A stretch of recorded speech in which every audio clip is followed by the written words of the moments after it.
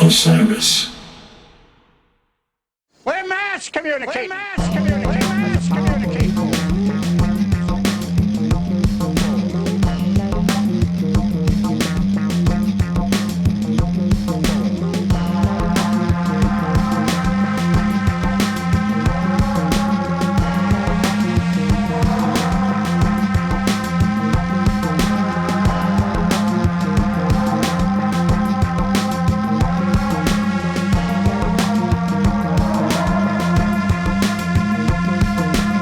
What is going on? Welcome back to Touchdowns All Day. All right. Guys, this is a rare opportunity. I love we this. have both of the hosts on the show at the same time. We haven't had this in, 10 episodes, John. At least 10, maybe 20, maybe 30. How many episodes have we done? This is episode 63. Is it? All right. Yes. We are 2/3 of the way done with 100. I love that. Yes. That With is each wild. passing day, we get closer to our goal.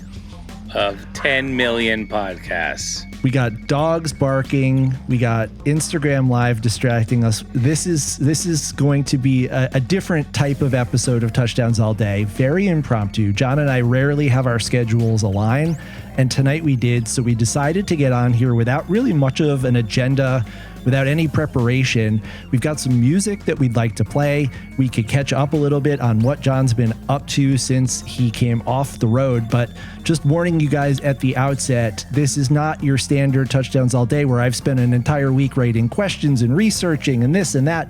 This is live. This is raw. This is kind of more of the old school style of improvised Touchdowns All Day.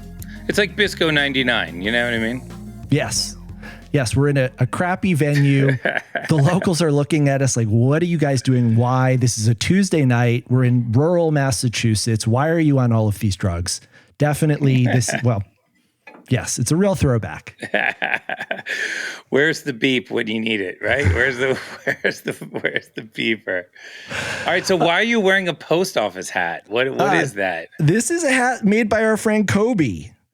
He made It's that. media mail. So if you're a record collector, you know media mail. That's the cheapest way to send records in the mail. And Kobe, who runs the Rocky Mountain Record Show, VinylCon in Philadelphia, perhaps coming soon to a city near you, printed up a bunch of these media mail hats. I love it. And I throw it on when I get ready to do the pod. Rather than taking a shower. Yeah. Or putting on the rest of your mailman uniform. I mean, look. Those record shows are fun, so we're probably gonna. I know that they're like. I went out to dinner with Kobe, and he brought up what he did, and everybody else at the dinner table was like, "Oh, I've been there. I've done that. And I was just like, wow, this is a thing. This is a culture. So we support the vinyl culture, and we made Revolution in Motion vinyls. For those of you who got one, they are sold out, and then we also support Kobe and his vinyl store. Definitely. Rolling vinyl store. It's like Barnum and Bailey Circus, but instead of animals and mutants, it's vinyl and mutants. I was going to say, you haven't been to a record show in a long time if you think that the mutants stay away. Yeah, of course. Just, gorillas are cheaper or more expensive than plastic, but you need the mutants or you can't pay the bills. You know what I mean? So, Just John, I saw you a couple days ago. I was in that very basement. You were. You were there. Joey was there. Mark was there. Yeah. Magner was there. You guys are working on some new material. We wrote 4 songs in 2 weeks with really in 8 days. We got hot. It's just what it is. It's the only way to describe it. We got hot and we had 4 days on the books and we just wrote a new song every day. And we weren't going to do that. We literally were not going to do that. We were like cataloging jams and going over the new album and getting ready for that and talking about, Revolution Motion remixes we might want to do, we might want to have some new performers play and make new versions of Revolution Motion songs. And we got together just to have kind of what were the hot jams of tour? What are the plans for Revolution Motion's second tier, like remakes of all these things, remixes, if you will, reimaginations. And what do we got for this new album? Where are we at? Those were the questions we wanted to answer. And we got so deep into dope jams from tour that we just started making songs out of them like immediately for no other reason than, I'm like thinking to myself, well, everybody's here. Like, we might as well do a little bit. You know what I mean? Like, it's great to talk about it, but we might as well get our feet wet a little bit. And then the whole day would go by and we would end up, and we could talk about the other things like Revolution Motion songs with different vocalists and guitar players and stuff. We could talk about that while we're making the song. And that's basically what happened. So I ended up, really burning the midnight oil for a couple of days straight and just crushing track after track. And then, I think another week went by where we were off, and then we did another 4 days the following week, and we just finished all of those tracks, and we finished all the like things that weren't finished, the parts of Dino Baby that weren't finished, like everything that was unfinished, we finished. It was crazy. It was a crazy 8 days. I'm proud of the team. Everybody crushed. Everybody had a role, and everybody crushed. It was great. It was amazing to see. In the mix were 3 new John and Joey compositions. Mm-hmm. 1 new Mark song. I mean, honestly, I would say all of the new songs were all written by myself, Joey, Aaron, and Mark, because we were all in the room. Everybody was there. We've graduated from John and Joey to John, Joey, and Aaron, and a lot of times Mark, and Mark showed up with a song that he had written, which is a very sentimental song for him. And we just kind of reimagined it on the spot. I mean, it was Mark with an acoustic, and he knew all the words, and he knew he played it the exact same way every time. So I was like, man, this guy's played this song a bunch of times. And it has been a song that he's had for a while.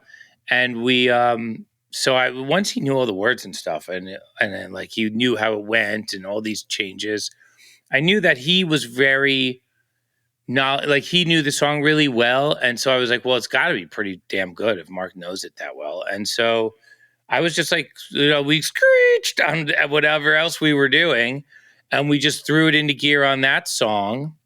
And then we just went nuts. Like, Magner went crazy on that song. He got hot. I was just tweaking the beats. And Magner he found a pocket on the beat that was, it became the one of the song. It wasn't the one of the song, but it became the one of the song after Aaron found it. And then Aaron cut like a bunch of keyboards, and I made the whole song out of that 10-minute period. It was crazy. I just like tiled, what is the game where the little tiles fall down on the screen one after the other? Tetris. Yeah. I Tetris that motherfucker together at that point. Yeah. And that was like the theme of the weekend was like, we can work very, very fast and get a lot done quickly. It was cool. And I get it. Tetris isn't the greatest video game reference. I was hoping Qbert would be mentioned, but nobody remembers that game. But it had the cutest name / mascot of any video game. Well, you were kind enough, John, to allow me to play the instrumental of one of the new songs on Touchdowns All Day, episode 62, which we are actually recording this on the eve before the release of TDA 62 featuring Alan O'Quinn. Wow, the Alan episode. What? The Alan episode. Oh my God, I love it. I thought it was fitting, given that Alan during that interview said he is so excited to get his hands on the new drum and bass song, to play a little snippet of it during the intro. So all of you guys, when you listen to the episode, when it drops on your pod players, please keep an ear out. It's going to be faint. It's going to be in the background. But it's my favorite song in a very long time. I say that every time there are new songs. Firewall Exchange is my favorite song ever. Dino Baby is my favorite song ever. The new one, John, this song is really good. This might be my favorite one ever. I mean, look, this morning I woke up and I just had like one song after another going around in my head. And I was like, this job is going to make me crazy. this job is I'm gonna end up in an insane asylum. Like, there's too much music going around my head right now. I have to like get out of bed and put my head in a bucket of ice water just to like figure out what, it's a lot of music to hold in your head. I can't wait to get it out. I can't wait to play it for everybody. That song's crazy though, because that song it was like such a beautiful set of lyrics to begin with. And this is a new thing for us, is to have these like a little bit more emotionally charged, a little bit more feeling in the music. And it just brought out, we use this emotive drum and bass from a jam. And so we knew we had this emotive moment, and then Joey came up with these really cool lyrics, and it just came together very quickly. So yeah, I'm psyched about that. I'm going to tell you something slightly embarrassing, but this is private. No one else is going to hear this. Yeah, it's fine. I cried listening to that song the other day. What? No. Yeah, man. Oh my God. I was getting ready to leave Philadelphia, and I kept playing it in the car with Avery, and it made me tear up a little bit. Wow. So there you go. First time that's ever happened, John. Congratulations. You made me cry. I mean, we're getting better at this job. Let's just face it. We're getting better at it. We're putting in a lot of work. We're getting better at it. There was a song that made me cry the other day. I forget what like Sometimes Stars makes me cry sometimes. Yeah. Yeah, Stars has that. I have that connection with the Stars song that sometimes I feel it's hard to sing sometimes. If we're playing it in sound check, if we play it in VIP, it's like too personal. I need like the distance of the show, but there's a crying moment in a Biscuit show is a good thing, because we're not going to overload it with that. We also wrote a huge new banger, and we also wrote the stadium chorus rock song of the year this year. But what kind of tissue do you use when you cry? Like, what was the face drying process like for you, Max? I was just like hands like smearing. It was ugly. I didn't have no towel. No, yeah. Just ladies and gentlemen, Avery looking at me like. Already, she's like, he does a podcast about the Disco Biscuits, and he cries while listening to a Disco Biscuit song. I know, it's insane. John, that's not the only new thing we have to talk about.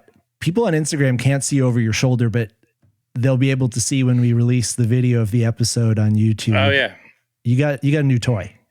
They just mailed this to me. They also mailed me an amp, which is right there.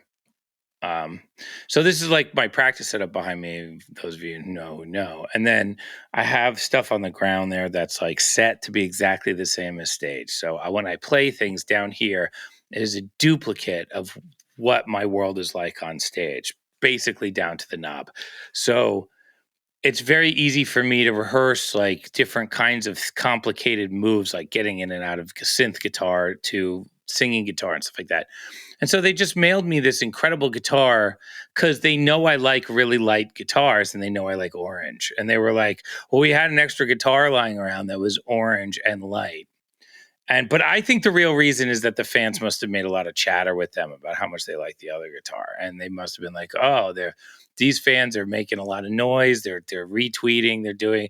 They're making some posts. They're being very positive. And I just think this was like, when the fan base is super positive on something like the guitar they gave me in March, that they're like happy to put more into the game. They're like psyched.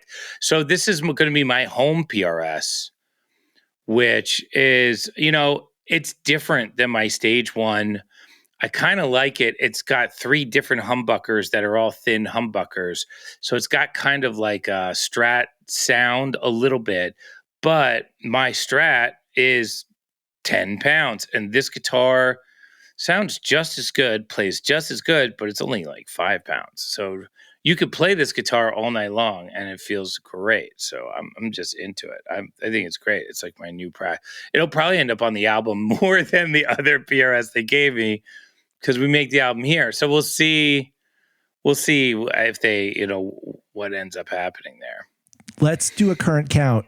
You've got the PRS Sunburst from March that they gave you at the factory. You got the Onyx Parker that you and Nick picked up and are refurbishing. You got the new Orange. We got that guy. You're really expanding the collection. Yeah, and then I still have money bags. I still have my Gibson, the classic Gibson. I still have Blondie, who's right over there. And yeah, I mean, I still have that old Becker that I use, and I still have what else do we use on? Oh, the Ibanez that I bought. I walked out of the store with the guitar in my hand. So for those of you who don't know the story, I was getting like a coffee and a couple sandwiches and heading back to the studio. And I didn't have any guitars because all my guitars were on the road. And I just didn't have any extras at the time, right? I just moved and things were in a pod going across the country. So I didn't have any stuff. But everybody was at my house and I was trying to work. So I go to this coffee shop and I order some sandwiches for everybody and some coffees. And they're like, give us 15 minutes. And there's a music store across the street. So I walk across the street and I looked on the used rack and there's this like little tiny thin, paper thin Ibanez from like the 80s, which is, me, I love a thin light guitar. And it was 24 fret. And it had these old like Gibson pickups on it, like old P90s. And I was like, oh man, if that's not a guitar for me, I don't know what is. And so I offered him, it was like $800. So I offered him $500 cash because that's all I had. And then, I just wanted the transaction to be quick. And so, because I had to go get my sandwiches, and they were like, well, okay, great. I guess so. And I mean, it's a used guitar. They were so nice about it. And then, so they agreed to the price. I think I had to throw in an extra 60. So I think they talked me up a little bit. But then they were going to go get the case from the back. I was like, nah, I don't need the case. And I just walked out with the guitar in my hand like that. Like just walked into the coffee shop with the guitar in my hand. And they were just like, what is, no strap. Just like hanging out with the guitar in my hand. And they were like, what's going on with this guy? And, that was that. But that guitar needed a lot of work. That's the wrench guitar for those of you who followed the whole wrench gate thing. And that guitar needed a ton of work. We've just gotten it to the point where like it's good, but there was a bunch of false starts with that model. I understood why it was on the used rack. It was a tough one. That was a tough one. That guitar, the problem with that guitar is the body was so light that the neck, because they use like a standard neck there, the neck was too heavy for the body, and there's no way to counterbalance it because the body was just too light. It had nothing to do with balance. It was like you couldn't balance that guitar. So that's what the wrench was to add weight to the other side of the guitar to balance it. And then we got it balanced. And I mean, we got that thing dialed in at this point, but there's still a weight on it. So there's no way around that. So, John, I think you also received a gift in the mail from the folks at Helix. Line 6 Helix sent me a new plug-in. Parker Smith sent me an amp. Yeah, there's a lot of stuff. I can't go through it all right now. I think Frasco's in the chat. You know what I mean? We got to be funny. We have to be funny. The pressure is on. Although the fans do ask a lot of questions about what the gear is, so we do have to cover it. But what else could we do? Yes. Well, grateful we got a chance to sit down with Nick, go in depth on your whole rig, your whole setup. Yes. People have been really excited about that episode. We've been talking about future episodes where we might bring Ben on to talk about Aaron's and Mark's rigs, respectively. We're trying to get Herm lined up. We're going to get the entire crew before too long on Touchdowns All Day. So I want to hear the Herm interview very badly. Ben would be a great interview too because he's such a meditative fellow. But I want to hear what Herm has to say, man. He's been killing it on lights. It's been pretty awesome to watch. Definitely. Even on the video. I just watch on the video. I don't even get to go to the show. You don't get to see. You're up there. You're looking the wrong direction. No. It's crazy. Well, John, so the rough theme for tonight's episode is festival season. Festival season is upon us. Wait, can you invite Frasco to the Instagram? I don't think we're allowed to have more Let's bring 'em than on. 2 people on at once. No, really? Oh, Yeah. I know I flipped the camera. That was bad. All right, never mind. Sorry, folks. Sorry, Next Andy. time we will. Andy, you got to come on the show, brother. What's we up? will do a dedicated episode with Andy. Yeah, we should. We should do Frasco right away because he's got new music out that is just screaming through the crowds, and we got to tell people about it.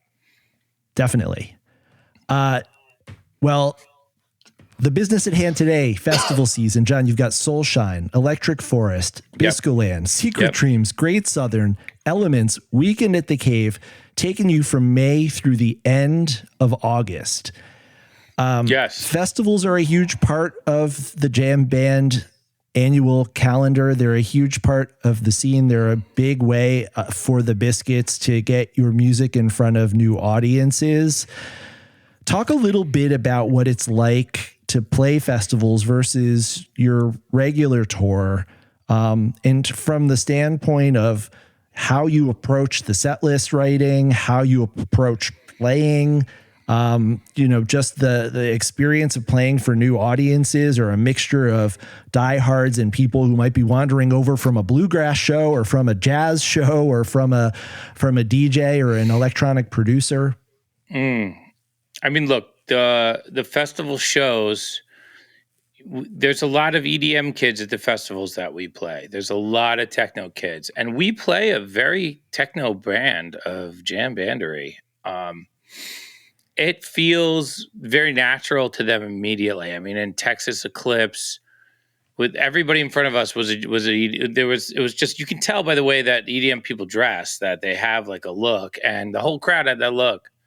And so we can lean into that, and we can also move away from that, but we will look at the crowd and decide to kind of play to what we think the strength of the crowd is. I mean, then you go to High Sierra Music Festival 2 years ago, and we played a very techno set at High Sierra Music Festival, even though you would think that would be we're maybe the only techno band on the bill.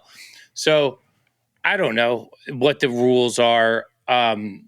I always think that whenever we have rules around set list writing, or whenever I wrote the set list and I had rules, they were always wrong. So I don't know. I would say keep it dancey. That's the rule. Like, you're not going to break down and do like a solo emotional moment with this crowd that isn't going to go over with normals and would only go over with Bisco heads. It's just, you wouldn't do it. So you try and keep it dancey as much as you can. Keep it a party, keep it light, keep it fun. It's probably your only set of the day. So leave it all on the stage. Don't like think you got another set coming. So you got to get to maximum power as soon as possible. And you really have to focus on that. You have to focus on being a good jam band immediately, and not, 30 minutes into the set. So you can't, like, if my monitors are messed up on a normal stage, I will adjust them during the first jam and get it right. On a festival stage, I will ignore that, and I will just move on with my show. So there's a lot of stuff like that. So you mentioned the Eclipse Festival, and part of what I want to do today is an old school style Touchdowns All Day, talk the jam. I thought I would just fire up the Eclipse Festival, and we could talk about that festival, and also just talk about it as a what I think of as an encapsulation of where the Disco Biscuits are in 2024, April 2024, as we head into the summer. You're playing at this huge festival, multiple stages, multiple days. You've got people from all over the world congregating outside of Austin for this spectacular natural phenomenon. And you're going to be playing to new audiences, crossover crowds, some jam heads, lots of EDM people. The impact that the Biscuits had at the Eclipse Festival was seismic. I've pulled a few quotes from the Texas Eclipse Festival's website or from their Reddit page. So many people I saw. Here's one. I'd have to say the Disco Biscuits were my favorite band I saw at the festival. Never heard of them before. Listened to one song before I went to the festival and added them to my schedule. Absolutely amazing. I'm definitely seeing them when they come back to Texas. The Disco Biscuits were fucking amazing. I brought my ticket to see Tipper, ended up switching stages after the crunch. Wise decision. People, who've never seen the band before saying that the band and your set really made the festival for them. And that's such a huge, exciting thing to see you guys breaking through at a really competitive festival with lots of huge acts. For people who've seen the Biscuits never, once or twice, here's another one. Disco Biscuits, seen them once live and they were good, but this set here at the Eclipse was friggin' insane. Me and the crew were grooving and moving the entire set. By far the most fun and dancing I had at the entire festival. Wow, those are big statements. I love when people say, I've seen them before, but this set was really good. All the other ones were horrible. Well, I mean, look, it's one of these things where the Biscuits, we are on a trajectory of, I don't know what it is, but like if I listen to Biscuits from like 4 weeks ago, I'm like, oh, that's old.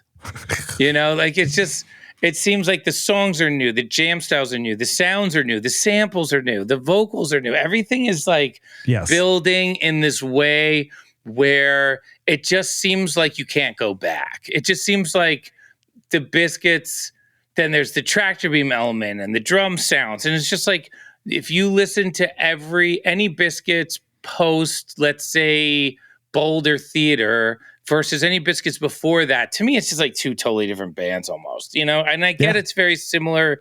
Both bands play a C to B, but I think that's people, when they see new Biscuits, they're going to get that more Eclipse-like show almost every time. So it's not like we were particularly hot that night. We've just been improving.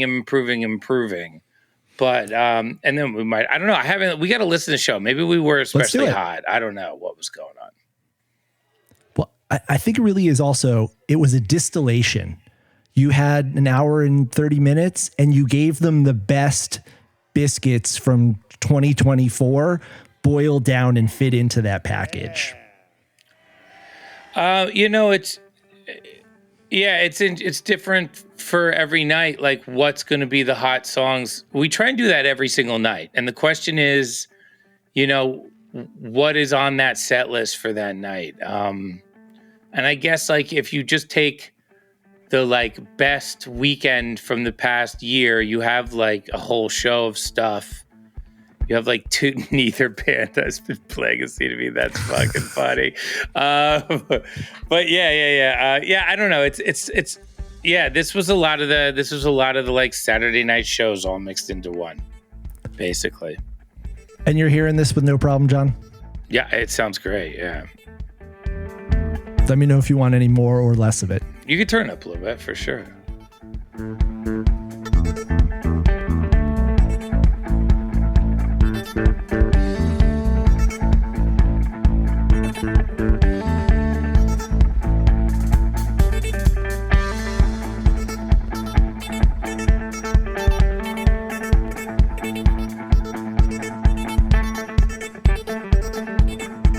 So we just walked up and started jamming. Is that what happened? I think so. I guess our friends are not hearing the music on Instagram. Well, you'll have to listen to the podcast. Oh no, what do we do about that? That's next level for us. I think we've reached our limit right now for what this is. I mean, we have to be able to send the Zencaster right to Instagram would be the move. If we knew how to do that. We need somebody who understands this stuff to come help us. I don't know. We'll figure it out. Or we'll figure it out on our own in 2037. You know what I mean? Well, they can see us dancing. They can see me bopping around. I mean, yes, it's Silent Disco. Imagine what we're listening to. We are at the beginning of the Eclipse Festival set. Yeah, if you have the Eclipse, just turn it on. Listen to it with us. Yeah. Yeah. I mean, I guess we could, in the future, we could just throw it up on SoundCloud or something and people listen along. That would be a good way to do it. Is it publicly available anywhere? It is not. You could check it out on nugs.net if you're a subscriber. Yeah, go ahead, subscribe to Nugs. It's a good time to subscribe to Nugs. So, John, of course, show opens with Confrontation, a song that has had new life breathed into it from this new arrangement that you guys debuted in Aspen. Ever since Confrontation, not that Confrontation has ever been out of favor, but Confrontation is back in a huge way. I guess so. I mean, look, Confrontation got its, like the best rewrites are the ones that happen by mistake. And we weren't trying to rewrite Confrontation, but it ended up that way because we were playing with, and Aaron was playing with all these weird, crazy sounds. And then we were like, let's do Confrontation when he was like thinking about other sounds. And then we just turned, and then this happened. This is sweet. This is just Eclipse, like total Eclipse of the Heart sample. Writing Confrontation, perfect. So it seems like over the course of the tour, you guys have gotten more comfortable with the samples and rhythmically syncing them up to what the band is doing. This is a great example. The So Fresh, So Clean from Raleigh is another great example. How has your experience of playing to the samples changed over the course of the tour? Well, I think the big thing is like now I'm not quite trying to chase the sample a little bit. I'm just letting the sample sit in the music because Aaron will literally drop the sample. He has dropped a few samples on this tour. I didn't even know they were happening. I didn't even know what was going on. So I don't know if I missed an email or what. I don't know what happened, but nobody told me. So it has. So I've like had to like lay in the cut during some samples. And now I feel like that's maybe the proper thing, where before I was trying to play the actual song with the sample, but now I've decided to just kind of like keep playing the dancey, funky stuff and just let the sample happen. And that's been working really well. Did you have a favorite sample from the tour? Well, the one you just played was one of my favorites. My favorite sample of the whole tour was the Twisted in the Road sample from Boulder Theater. Yeah. The Chicago 25/6-4 was my favorite sample of the whole tour, just because I just love like strong, emotional, like lyrics over the top, like melodic lyrics over the top of our stuff. I just love the sound of it. So that was my favorite. But there were so many ones that crushed. I mean, Boom Boom was terrific all tour. The beat after the sample is the best. And this Total Eclipse of the Heart was great. There's just so many great ones. Hella Good. Hella Good. You don't even have to change Plan of Attack to do Hella Good over it. It's almost like we wrote the song for the vocal. And it's fun because we found that out a bunch of times on this tour, that the vocal fits perfectly over the song. Don't need to do anything. Just drop it. That's all there is.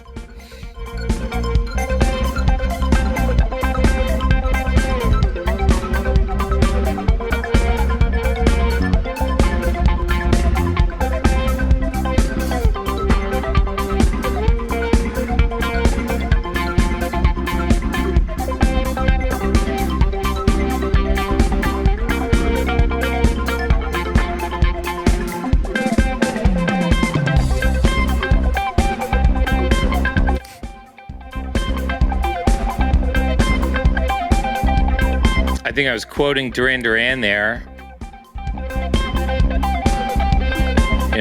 I think so.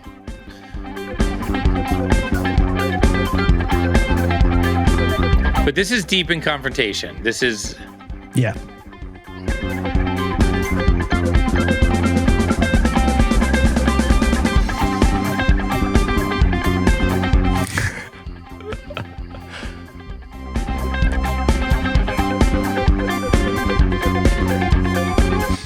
Can't wait to see all the memes that are made of you and me just silently bopping our heads, John.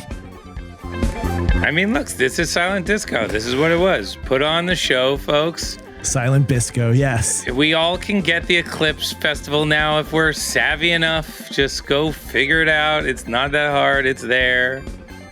And when we put this on YouTube, it'll have the sound. Yeah, I don't think that's any consolation for the crew right now. I don't think they're happy about that one.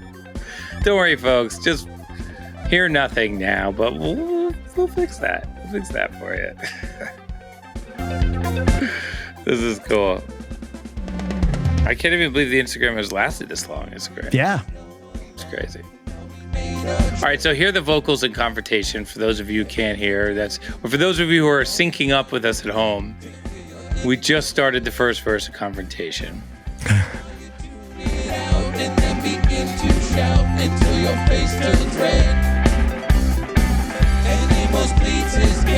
Vocals sound great. And they have all tour, deep thought in full effect, rich, crushing it at front of house. I mean, a big part of why the vocals sound better is because we're mixing them together really well. We're adding a lot of reverbs and stuff, so it's a whole process, you know. You got to get to the weekend. That's where the vocals are legit.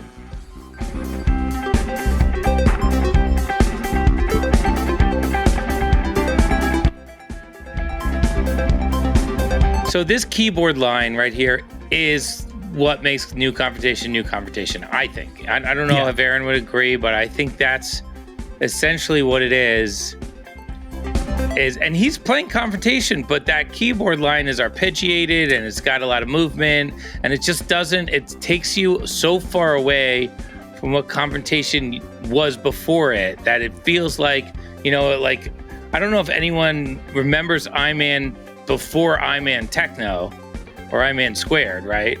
And now we always do I-Man Squared. We don't do old I-Man anymore. But there was a moment in time where we transited between rock and I-Man to techno I-Man. And I feel like this is the similar transition going on to Confrontation right now.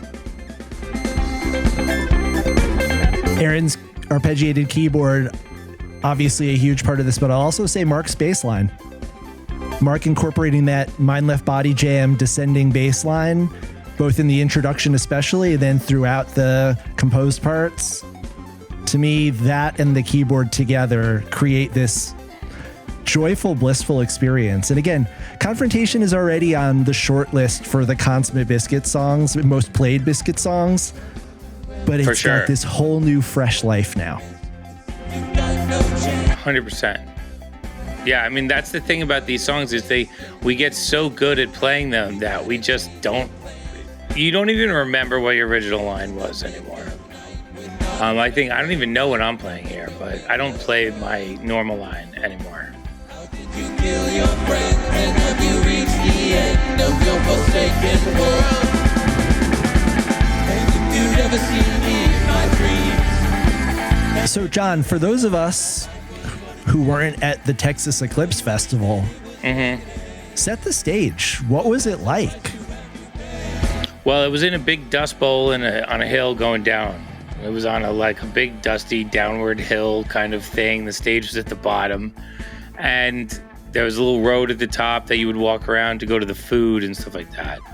And the basin for each stage was massive. I mean, it was gigantic. We would park our buses behind the stages, and then below us was like a hole in the ground with water in it for like a quarter of a mile. So it's like we're like right at the end of like some water or something, and it looked like almost like there was a lot of big wooden kind of like things made out of tree branches and stuff all over the place, just like massive sculptures of huge tree branches with like hubcaps for eyes type of things all over the place, around stages, arms around stages, speakers inside of arms.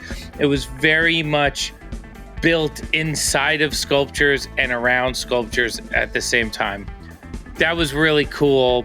And then everybody I met was great. I met a lot of people, and everybody was in such a good mood and having a great time. Maybe it had to do with the eclipse, I don't know.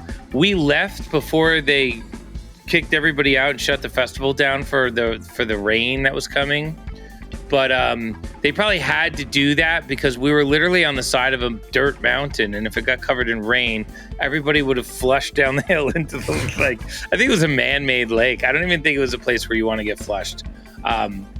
But probably that's why they had to be so aggressive about getting everybody out of there. And I don't know, people were super cool. I mean, we were in a ton of conversations. People were on a lot of mushrooms, I thought was a very popular thing. And I always feel like talking to people on mushrooms is fun because they're like so happy and everything, and like their ears are sparkling. So we had a good time. It was a fun crowd. We were only there for one day, but it was an action-packed, great day. What was the crowd like? Were we talking Burning Man people, jam band people, the cross section? I mean, it looked like all Texas EDM kids is what it looked like. You know, I didn't see too many jam band kids there at all. It looked like all EDM kids. The bill, besides us, was all EDM and Wolfpack. You know, it was Wolfpack, which I think plays in the EDM crowd because of that funk is very dancey. Biscuits, and then like one DJ after another.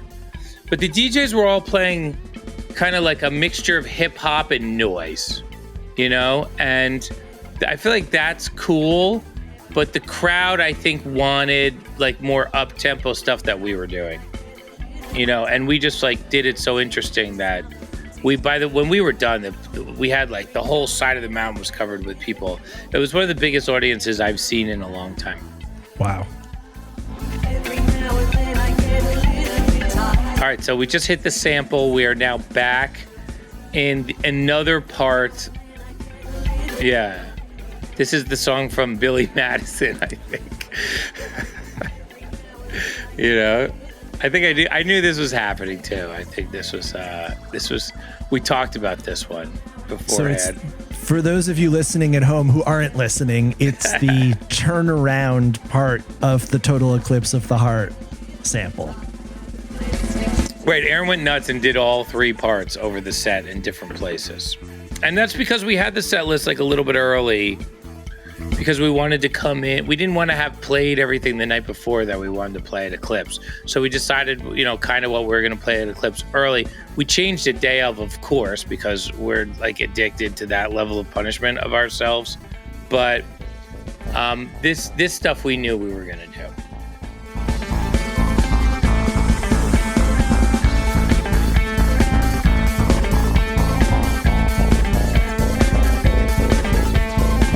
I think that, you know, Dutch Twist wants to know if he can jam out to the Biscuits during his surgery.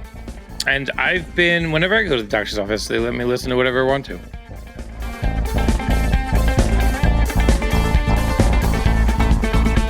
All right.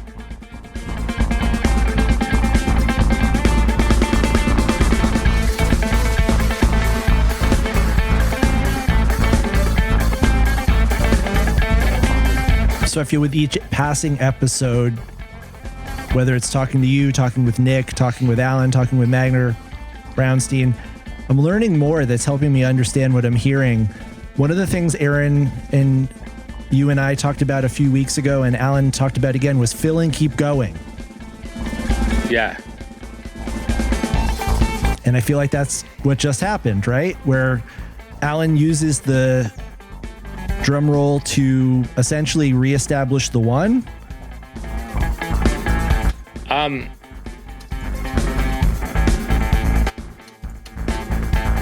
I think the deal with fill and keep going is that like people are always wanting to do a break when you do a fill.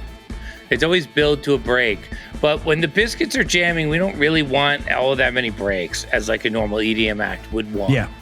So we don't really want the break every time. What we want is the energy lift from the fill, and we want, you know, not like a little fill. We want like a big EDM style fill that we can then build over, and then when we get to the top of that fill, we want to rock out more and take the jam higher at that point. And so when we discovered Fill Keep Going, which is like clearly something you say when you're like on stage and you're like, just get, you know, you're just like, the name was created because the fill, it was like, how do we get that fill moment now, but not lose the jam? And that's where that came from. We were also experimenting with a lot of different types of fills, which not necessarily like what Alan does in the fill, but how the fill resolves and what happens next is the criteria of a fill, really. Like, you don't want to tell Alan what to do. You don't want to tell him how to do it. But you do want to maybe stipulate what's up with, maybe what happens next, and sometimes how to come out of the fill, like what the play is to get out of it. All right, here's another fill. Let's see what this one is.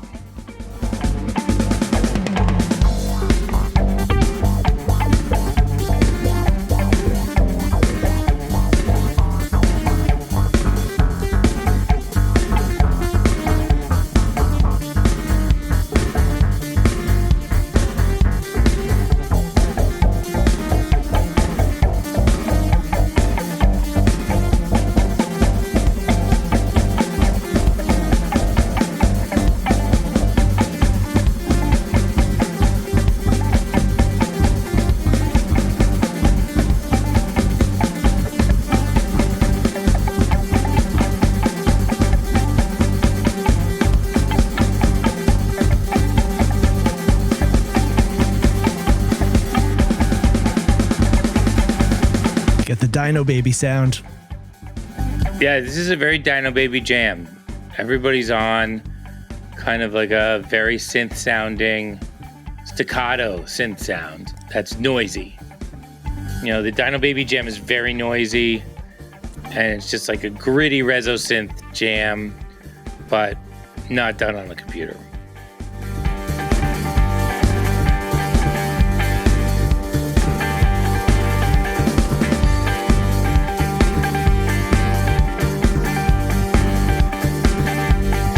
So we're headed into another song that was reimagined during the Why We Dance tour. Plan of Attack. I wonder if we do we do hella good over it? I hope so. Yes. So the tractor beam Plan of Attack is becoming Plan of Attack. And I'm not complaining. Well, this has got a little strut to it, Yeah.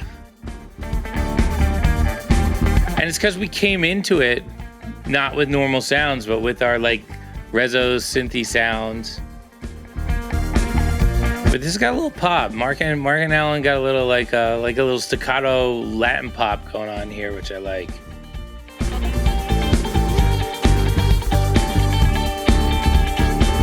Some great funky rhythm playing by you. I'm on my new rhythm pickup setting that I like. Your Nile Rodgers vibe. Yeah, that's the PRS. It's got that Niles Rodgers gear. The other guitars I have don't have that gear, but I didn't know I was missing it. Frankly, I didn't know it was missing. I wonder what else they're gonna come up with.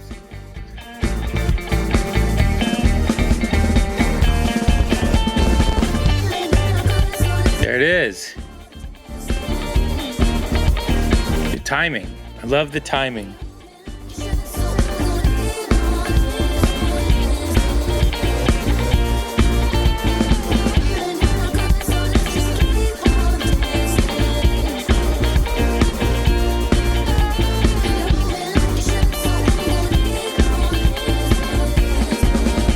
Oh yeah, better.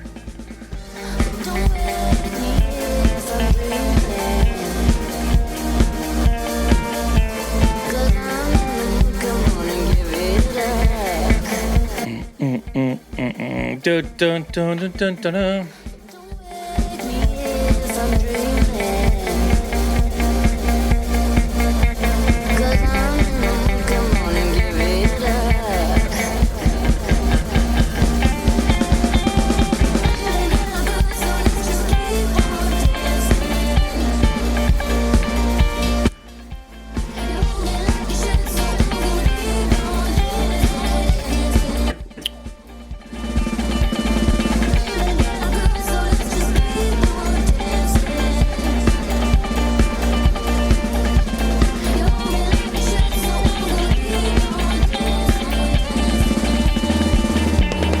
Yeah, yeah.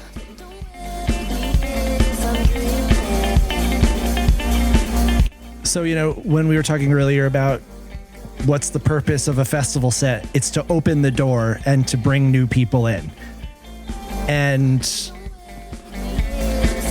there's been a kind of rotation, I feel like, over the years of festival set songs, like A Run Like Hell, an Above the Waves, a Confrontation, a Helicopters, the hits. The songs that, like, if you only have 4 or 5 Biscuit songs you're ever going to hear and we want you to come back, these are the ones we want you to hear.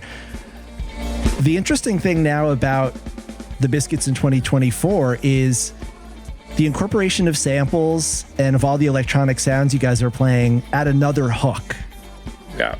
You're hearing Plan of Attack. You're hearing a new song from a concept album, a space opera. But just in case that's not your thing, you're showing people we could also do this other thing. Yeah, I mean, this is definitely a new weapon we have to rock the crowd with. There's no question. The samples work every single time pretty much. I don't know it's hard to have that kind of consistency. The fills work almost every time. And the multiple reso synth jam works every time. So there's a lot of things here that we feel like are almost like, obviously dropping samples is nothing special in the music business. But if you are at a show with a band and they do it, that is very rare. And it's got to be like built into their song already. They got to be dropping the sample the way it is on the album. Just to have a band randomly dropping samples over the top of things that you think are totally different songs that their sample isn't in, that shit is wild. That is wild. Why do they let us do that? I don't know. And then here we are now, suddenly Insta Jam Band. Yes. And this is like a classic jam band with ride cymbal and organ. Mark is, I don't know if he's still on the electric bass or not. I can't hear the bass that great in my headphones. I think Mark is back on his strings. He's probably back on his strings, right? So yeah. Then suddenly it's classic Bisco jam band right now. So we're not trying to like disavow our roots of jam bandery, but we're just trying to keep the new stuff mixed in and then work them all together, Okay, for those of you trying to sync up at home, we're pretty much at the like Rio riff in Plan of Attack.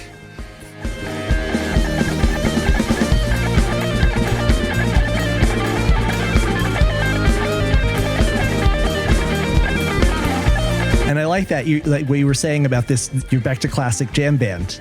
Yeah, that's what this is. You're satisfying both crowds at the same time. You're going back and forth, and you're showing them, meet me in the middle.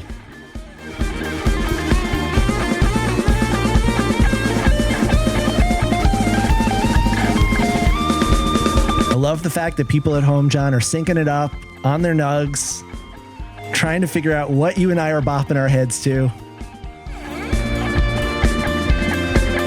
I mean, right now I'm on stage being like, I can't believe I'm playing this riff in front of I think I was actually nervous at this point because I know how loud the guitar is out there, and I don't think I've been like standing on a stage holding notes on the very top of the guitar, with no real sound check in front of like 40,000 people for the first time in years. I was just like, oh man, this is like everything has to be perfect, and so like every motion of the vibrato has to be perfect in a situation like this. So I'm probably feeling it, like, and that's adrenaline, you know what I mean? That's just pure adrenaline to the face.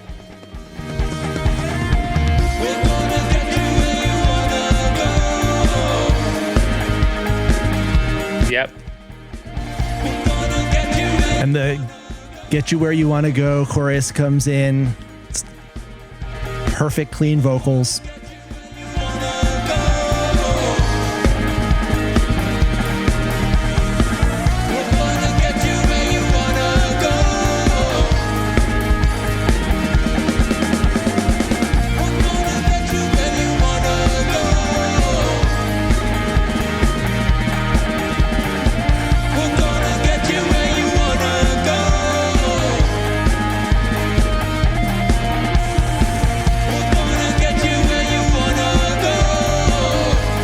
Just a warning to everyone on Instagram. I did not charge my phone before this. This was very impromptu.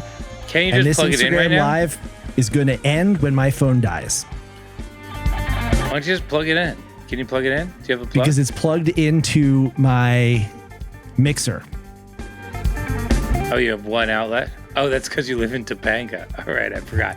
You're lucky if you have one fucking outlet in the whole house. No. It probably doesn't even have a ground. You know what I mean? It's one of those old fucking dumbass 2 prongs. I've got the mixer plugged in via the USB-C. And the mixer doesn't send power. That's why they can hear you and me, because I've got it routed through the mixer.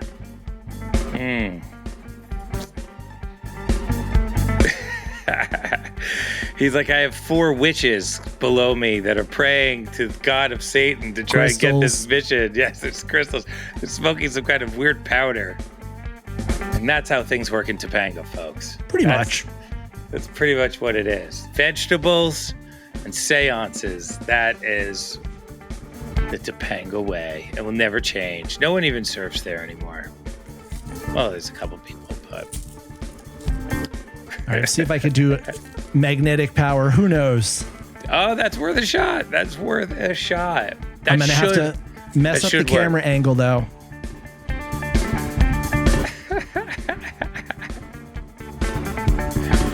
All right. Max has left the touchdowns right now. I'm still here. I'm just trying to get this power situation settled. Oh, you unplugged the camera for this. Wow. That's how much we love you guys on Instagram. There he is. We're back. Nope, not back. Wireless charger. I need timestamp clock. What do I need that for?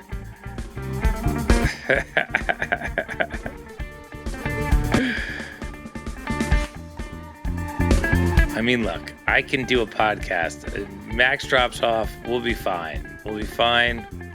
I can rant about so many things right now that are just probably the most hilarious things. But we're back. We're in a flow, folks. We got a flow. Things are just working out. You know what I mean? Just let it happen. Just let it happen. All right, I got it fixed. There we go. Okay, we're headed out of the plan of attack at this point. Yep. And you've got a pretty big vibe shift on the set list here. You're going to go from plan of attack to the deal. Right, and we just pulled off our first fully improv with sample, unpracticed, but talked about section. So we feel like, okay, there was a lot of things that could have gone wrong there, didn't go wrong, and we made it to the top of the jam and played a big jam band climax for a group of EDM heads, and they were rocking out. And now we're like, oh, these are open-minded kids. So I wouldn't imagine if things just get a lot slitherier and funkier from here, because I think everybody, we now think we can get away with some stuff with this crowd, I think is what it is.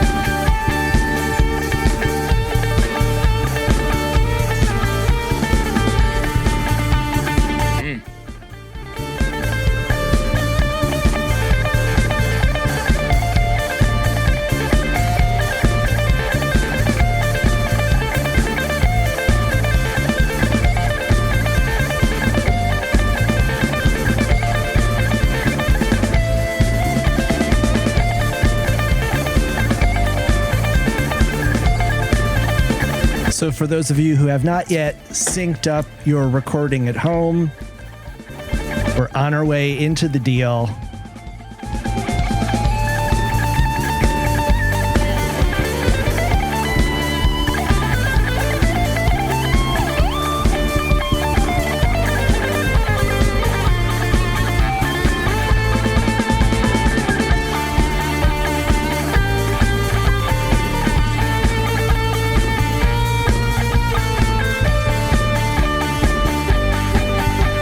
I mean, we're playing pretty tight at this point. I think we're warmed up. I think we're there. We're taking our little chances now. We're playing the deal hot into the deal instead of cool into the deal like it was when we first started playing this song. I feel like hot's a little bit more fun.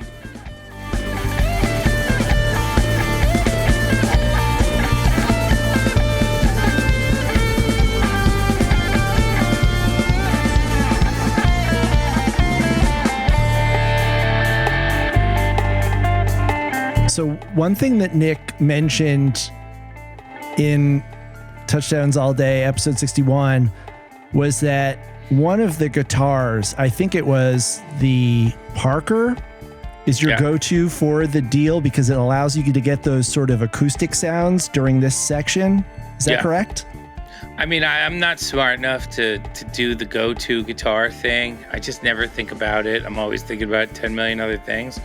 But if I'm lucky enough to be on the Parker during the deal, I will switch to the acoustic. I won't switch guitars just for that reason. So if I'm on the PRS and we're cooking, I will not switch guitars. I don't like switching guitars really. If just like for a sound, I don't know. I could do it. I might do it depending on the like. If I feel like it's like a hometown biscuit crowd. If it's like Electric Factory on New Year's Eve, I'll switch guitars, to get that extra like show vibe into there. But I don't love doing that. It's like kind of like,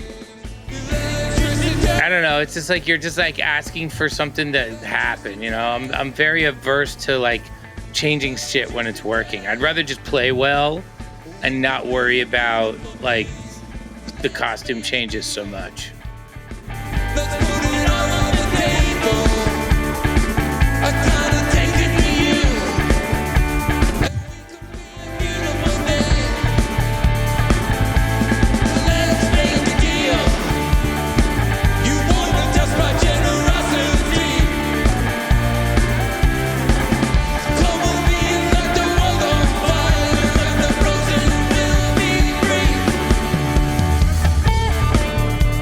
Nice fill there by Alan. Like it.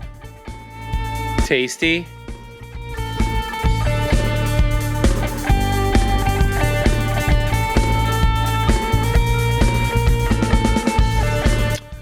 There's a question on Instagram. What Parker was I playing in 2001? That was my old MIDI fly, which was stolen and is around somewhere in Colorado. If anybody sees one, might be mine. Let me know about it. But, since then we're on our third Parker now. So what happens with guitars is, I've owned so many guitar amps and guitars, and I don't know where half of them are anymore. I've done such a shitty job of keeping my shit. I should have done better, but what are you gonna do? I like this question that came in over Instagram, John. As someone who's never played in front of that many people, I'd be curious to hear about the 10 million other things that Barber is thinking about while he's on stage. A lot of it is the mix in my ears. A lot of it is to make sure things are working as expected, which seems to like never happen in the music business. A lot of the things is like just being comfortable on stage, just general, like when I sing these lyrics to someone, like, are they like, people look at you weird and stuff like that, and you kind of have to process it. Louis C.K. used to have that thing where he said like when he cracked a joke, everybody in the room would be laughing except for one person, and he would be like fixate on that one person, and like I don't know if I do the same thing, but if somebody's like in the front row not enjoying themselves, I will like try and like talk them into having fun somehow. And sometimes it works, sometimes it doesn't, you know. So there's a lot of that. There's a lot of like who's here, what's going on. But the Biscuits is like, it would be so much easier if the Biscuits just played the same damn set every night. It would be so much easier for me on so many levels. But we just can't. Every time I talk to the band, like, let's play the same show every night without jams. It'll be so much easier, and everybody vetoes me every fucking time. It's terrible. I've had enough. At this point. Sometimes people in the front row can be weird, though. I think that people get in like relationship fights like right in front of me sometimes. Oh God. Nothing worse than being next to a couple where they've just had an argument. I think it happens every once in a while where I get like a front row seat for like the destruction of a relationship or something. And I just like, and then like, you know, we have to, you know, it just looks weird there. I don't know. This is what it is.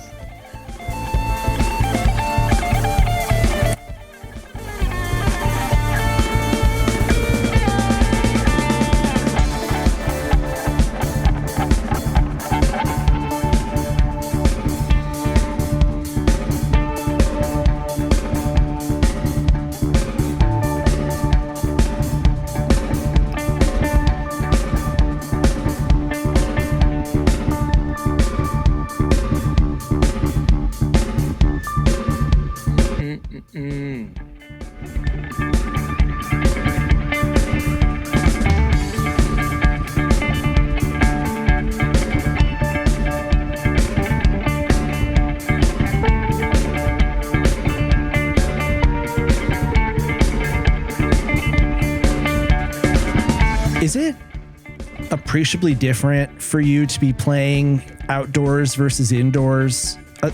Leaving aside those horrible situations when you're playing a day set, I know you've talked about certain rooms are really dead and other rooms have a lot of character, but what is it like playing in a giant dusty field in the middle of Texas?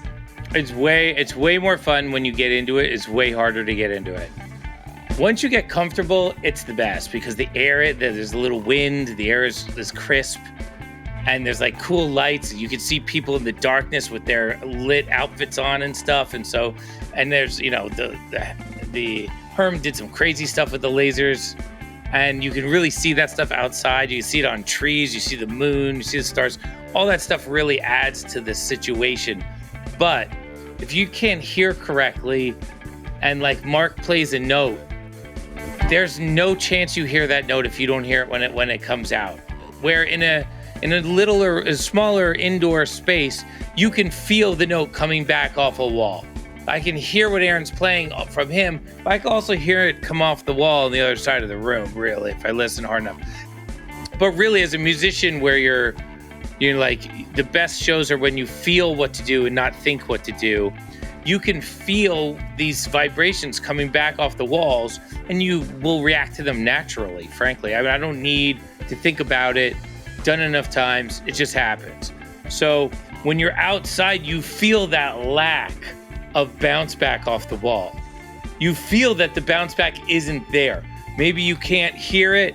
Maybe you have, maybe you're just not even aware of it, but you feel the evaporation of the music the second it happens.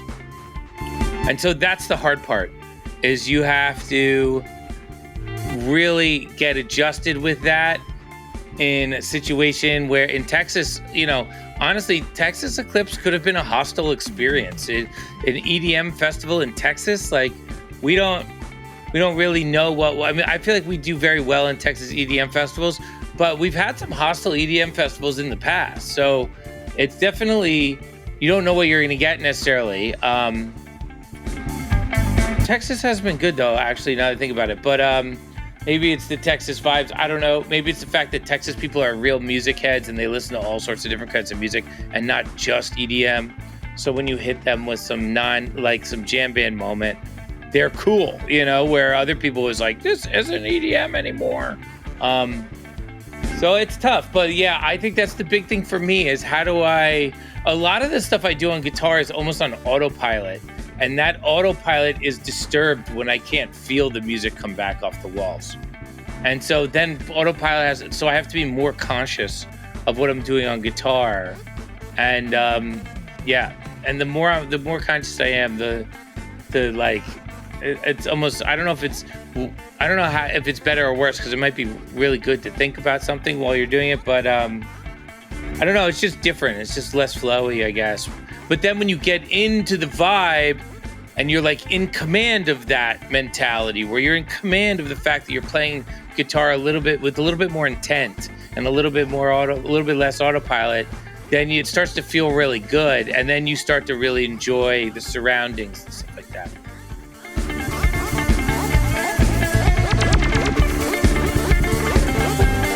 I mean, somebody just said the Biscuits aren't EDM in the chat, and yeah, I don't think if you ask somebody to listen to EDM all day long, I don't think they would consider the Biscuits EDM. I think we do a lot of EDM, but I think part of EDM is the sound, is the fact that every sound you're listening to is being played and created by a computer. There's no strings, there's no microphones.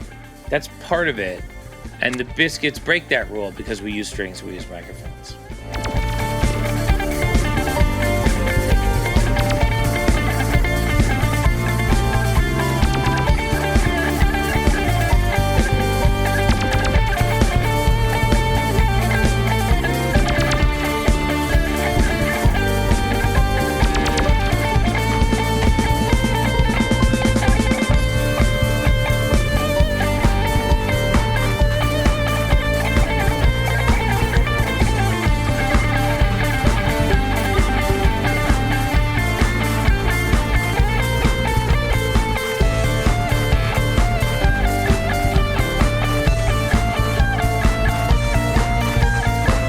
So, a related question.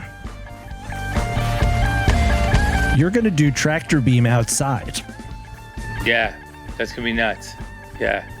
Tractor beam already is a technological feat. I know people think of tractor beam as being an interesting reconceptualization of the band's sound, but let's not forget, tractor beam is above all no microphones on stage. Everything is coming out digital. Yes. What's it going to be like trying to do that outdoors? I mean, it was one thing doing it in the very cozy confines of the Fox, but you're going to be doing that at Biscoland. You're going to be doing that at Pine Creek Lodge.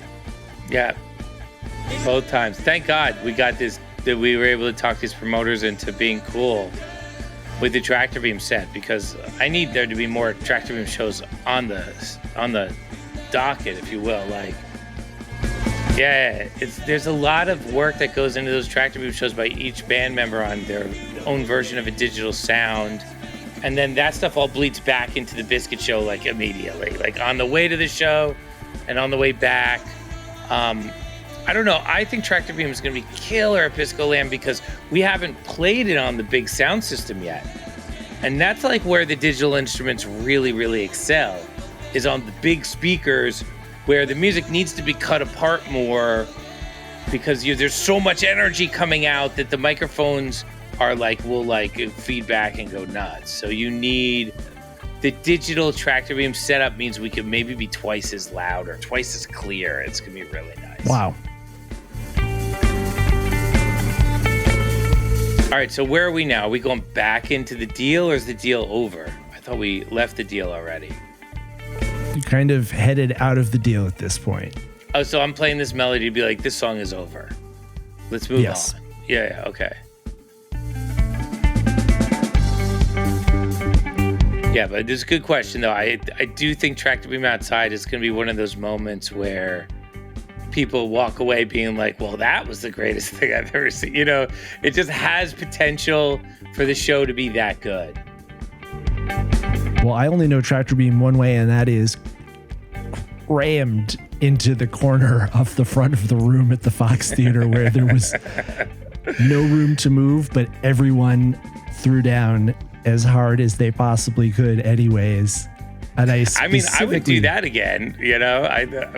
Little oversold club Tractor Beam tour. If you have not been in a completely uncomfortably oversold Fox Theater during Boom. Just body parts flying, elbows smashing you in the face, sweat dripping off the walls. You haven't lived, people. Yeah. It's true. That whole set was such fire. That's where Dino Baby got its new vibes, you know? That show was so powerful that the song had to change to adjust to the power of the music. And that changes, the song's never going back. Never going back from that song. I have a file on my phone that I need to listen to of the latest iteration of Dino Baby. I'm very excited to hear what you guys did with it the other day. We nailed it. We put it down. We got it done.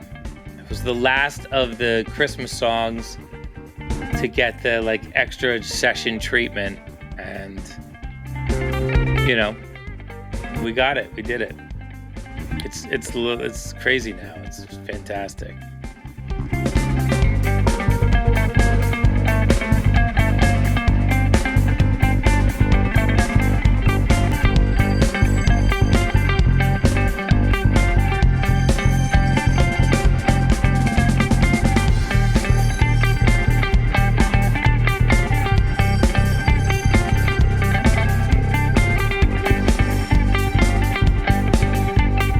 This is just butter.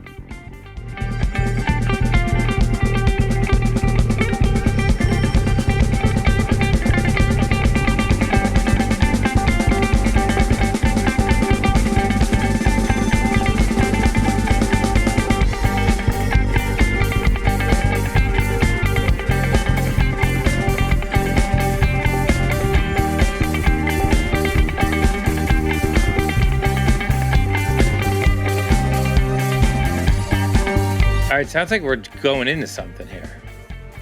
Yeah, you're going into something. You're in it.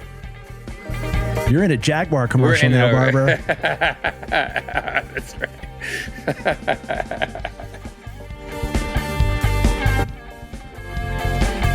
Yeah, I don't get this experience of what the jam into sounds like without knowing what it is very often. That was fun. Enjoyed Well, you've that. done lots of past Touchdown All Day episodes dedicated to listening to jams, but usually it's a jam in isolation. When you hit the transition, you'll fade out and queue up the next one. But Yeah. doing things a little differently tonight.